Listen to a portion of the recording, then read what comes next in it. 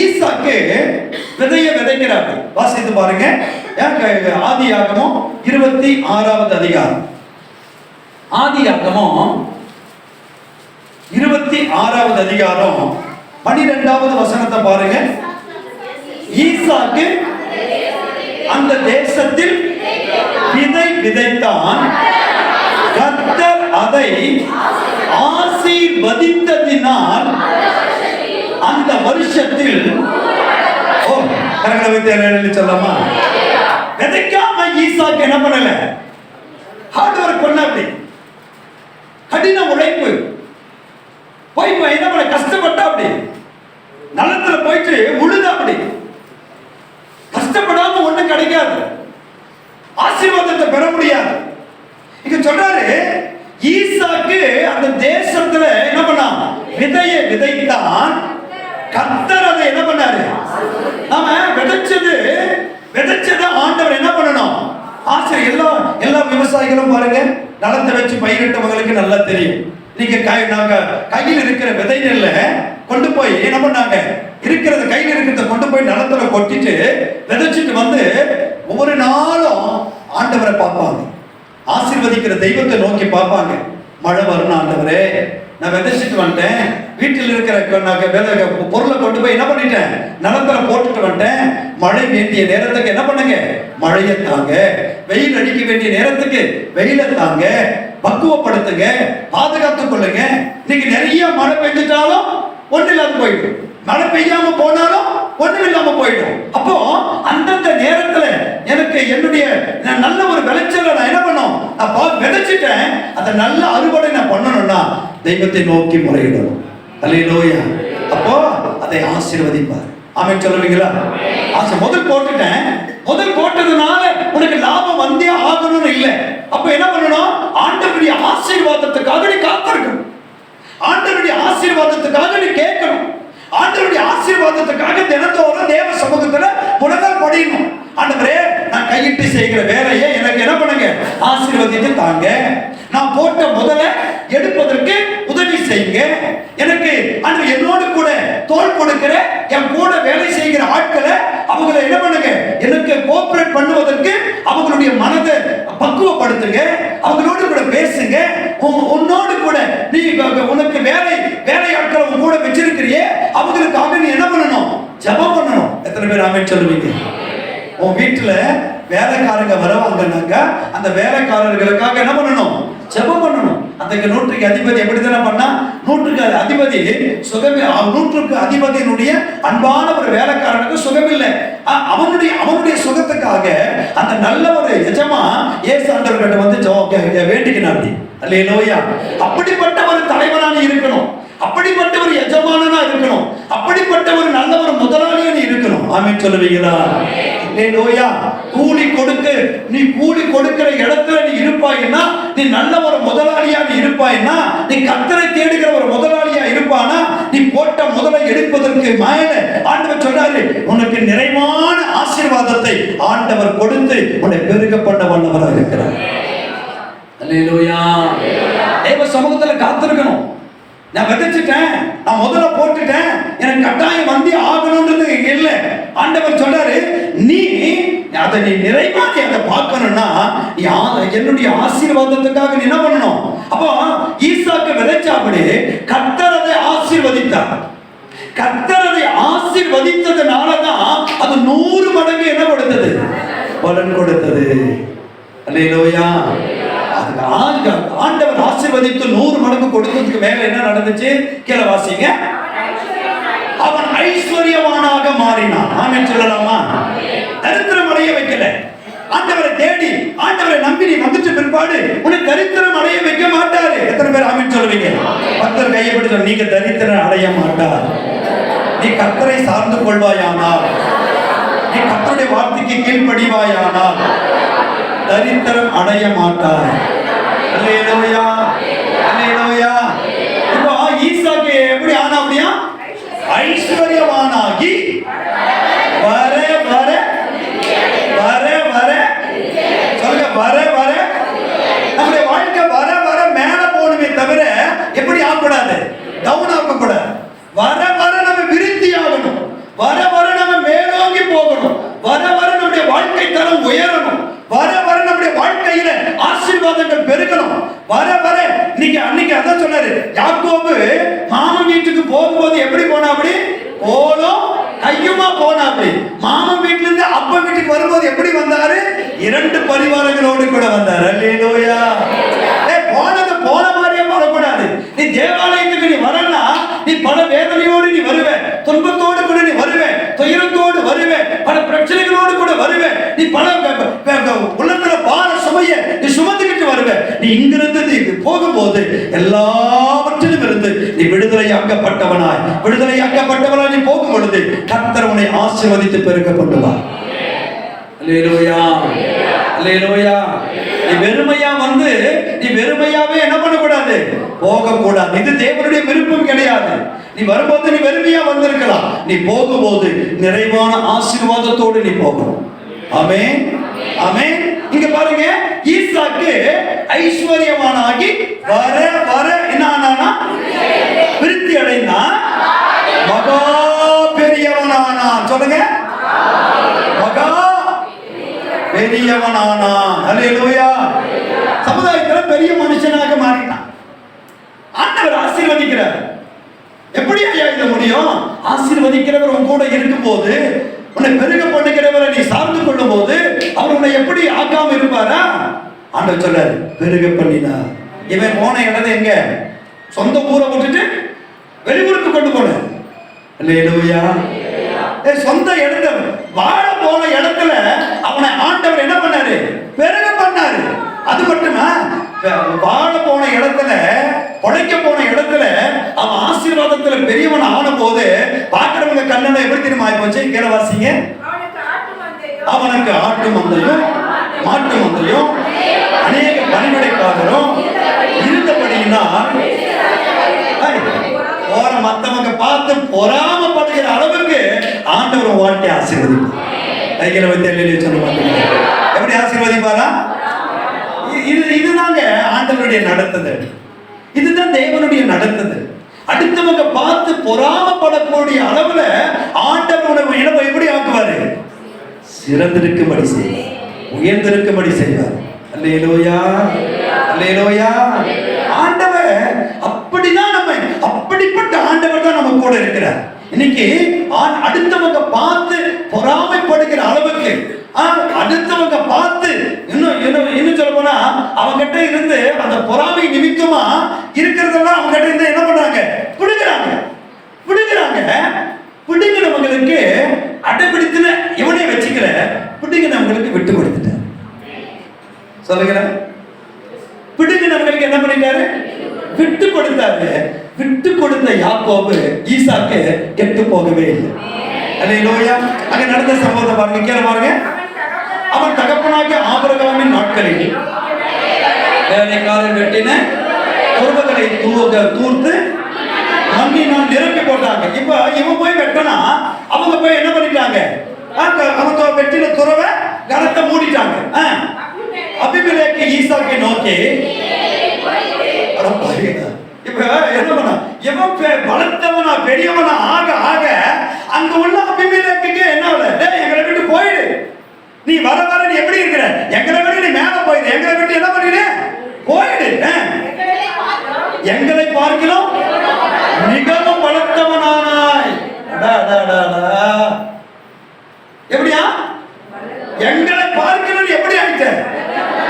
நிறைய பேருக்கு என்ன தெரியுமா? இது ஒரு எரிச்சல். பொழைக்க வந்த இடத்துல அவனுக்கு வந்த வாழ்வை பாடுறான். நாம எவ்வளவு வருஷ காலத்துல இங்க என்ன பண்ணிருக்கிறோம்? ஆட்டியம் போட்டுக்கிறோம், கொட்டையை கட்டிருக்கிறோம், என்னென்னமோ பண்ணிருக்கிறோம். நம்மளால ஒண்ணுமே என்ன பண்ண முடியல, சாதிக்க முடியல. பொழைக்க வந்தவன் இப்படி வாழ்றான். அது சொல்லுவேன், அவனோடு ஆண்டவர் இருக்கிறார். அவனோடு அவன் ஆண்டவரை படிச்சுக்கிறான், ஆண்டவரை தேடுறான், கண்ணீர் வடிக்கிறான், வேதனைப்படுறான். இனி எதிர்க்க பல பக்கத்துல நெருக்கங்கள் வரும் பொழுது அப்பான்னு சொல்லி அவரை நோக்கி கூப்பிடுறான். ஏன் அவனோடு கூட இருக்க மாட்டாரு? அவனை ஏன் உயர்த்த மாட்டாரு? அல்லேலூயா. கூப்பிடுறான். இங்க நடக்குது. இன்னைக்கு வந்தாங்க, அவனுடைய வெட்டின துறவுகளை தூர்த்து போட்டாங்க.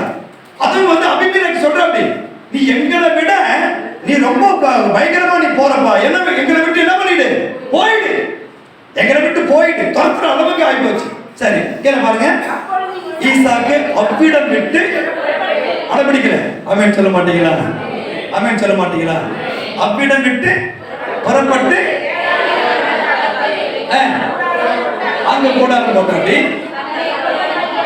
ஆபிரகாமின் நாட்களில் வெட்டினவைகளும் ஆபிரகாம் மரித்த பின் பெலிஸ்திய தூர்த்து போட்டவைகளுமான துறவுகளை மறுபடியும் தோண்டி தன் தகப்பன் அவைகளுக்கு இட்டிருந்த பெயர்களின்படியே அவைகளுக்கு என்ன பண்ணான்?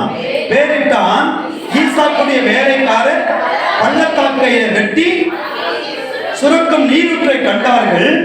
கேராரும் மேய்ப்பர் இந்த தண்ணீர் தங்களுடையது என்று சொல்லி மேய்ப்பருடைய வாக்குவாதம் பண்ணினார்கள்.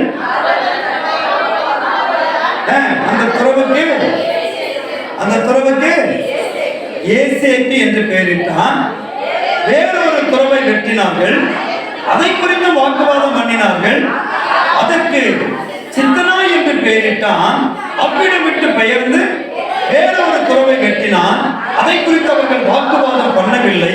அப்பொழுது அவன் நம் தேசத்தில் பழுகுபடி இப்பொழுது கர்த்தர் நமக்கு இடம் உண்டாக்கினார் என்று சொல்லி அதற்கு ரெகோபோத் என்று பெயர் வைத்தார். கரங்களை தட்டி ஆண்டவரை துதிக்கலாம். அல்லேலூயா. சத்தமா தேசத்துல பழுகுபடி பெருகுபடி அதுக்கு என்ன பேர் வச்சா? அப்படியா? ஆமென் சொல்லலாமா? அதனால்தான் பெருமான் செய்ய பாடினாரு, நான் உனக்கு போதித்து நடக்கும் பாதையை நாள்தோறும் காட்டுவேன், காத்திரு மகனே.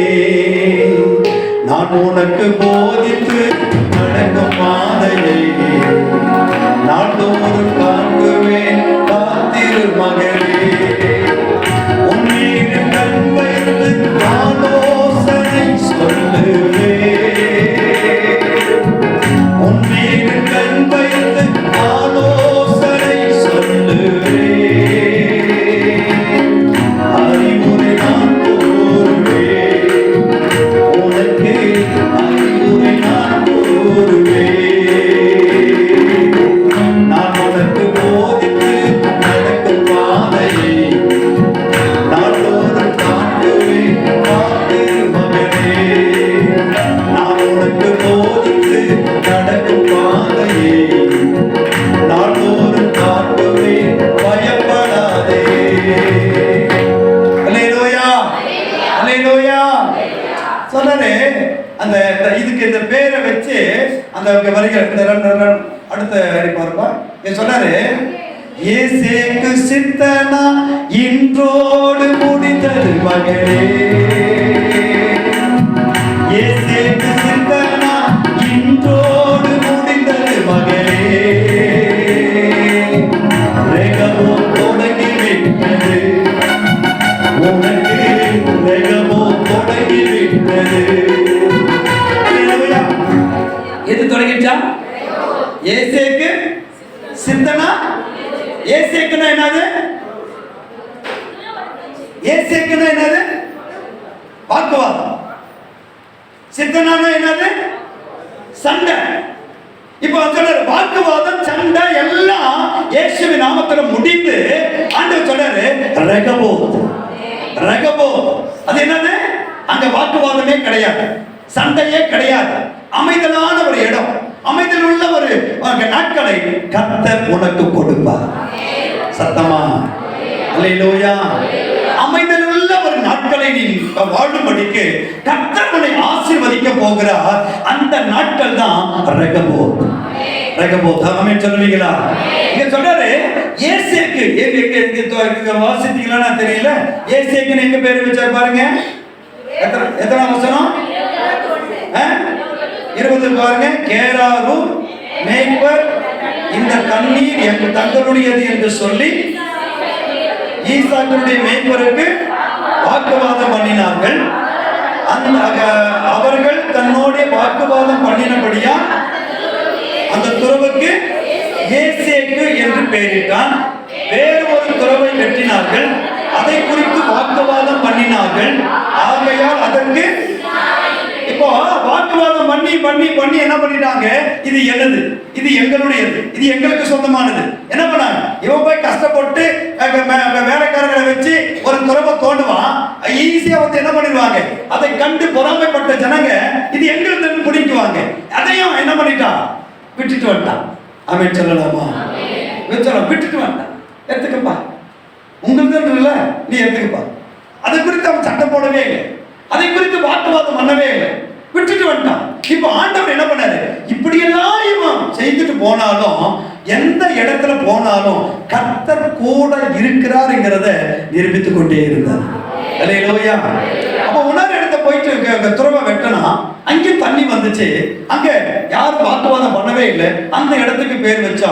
இனி நம்ம தேசத்துல பழுகும்படிக்கு கர்த்தர் இந்த இடத்தை நமக்கு ஆசீர்வதிச்சிருக்கிறார் சொல்லி அந்த இடத்துல ரெகோபோத்னு பேர் வச்சு என்ன பண்ணினா, அந்த இடத்துல அவனுக்கு பல காரியங்களை செய்து கொண்டிருந்தா. திரும்பவும் அவங்கிட்ட வராங்க. எப்படி வராங்க பாருங்களேன், 26வது வசனத்தை பாருங்க. அபிமெலேக்கும் சிநேகிதராகிய அபிசாக்கும் சேனாதிபதியாகிய பீகோலும் கேராவில் இருந்து வந்தார்கள். அப்பொழுது ஈசாக்கு அவர்களை நோக்கி, ஏன் என்னிடத்தில் வந்தீர்கள்? நீங்கள் என்னை பகைத்து என்னை உங்களிடத்திலிருந்து இராதபடிக்கு துரத்தி விட்டீர்களே என்றான். அதற்கு அவர்கள், நிச்சயமாய் கர்த்தர் உம்மோடே கூட இருக்கிறார், நிச்சயமாய் கர்த்தர் உம்மோடே கூட இருக்கிறார் என்று கண்டோ. கரங்களை தட்டி ஆண்டவரை துதிங்க. கரங்களை தட்டி அந்த சத்தமா, சந்தோஷமா, மகிழ்ச்சியோடு. அல்லேலூயா, அல்லேலூயா. கர்த்தர் நிச்சயமாய் உன்னோடு இருக்கிறார் என்று நாங்கள் என்ன பண்ணோம், கண்டோம்.